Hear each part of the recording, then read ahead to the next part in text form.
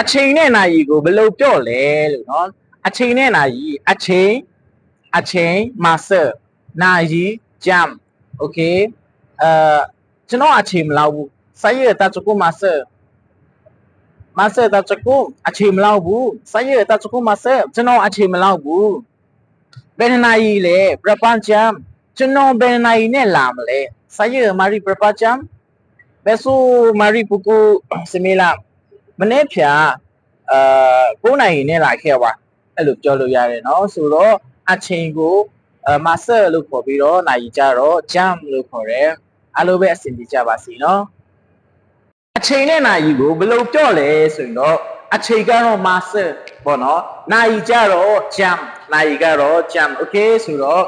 ကျွန်တော်အချိန်မလောက်ဘူးဆိုင်ရတချကူမဆာဆိုင်ရတချကူမဆာကျွန်တော်အချိန်မလောက်ဘူးပေါ့เนาะပြီးတော့နာယီဂျမ်ဘယ်နာယီရှိပြီလဲရှူရပရပဂျမ်နော်ပရပဂျမ်မာရီဘယ်ချိန်လာမလဲဆိုင်ရဲ့အဆုပရပဂျမ်စပိုင်ကျွန်တော်ဘယ်မနေ့ဖြာဘယ်နာယီနဲ့ရောက်မလဲအဲ့လိုပြောလို့ရတယ်โอเคဆိုတော့အချိန်ကိုမဆာလို့ခေါ်ပြီးတော့နာယီကြတော့ဂျမ်လို့ခေါ်တယ်နော်အားလုံးပဲအဆင်ပြေကြပါစေကျေးဇူးတင်ပါတယ်နော်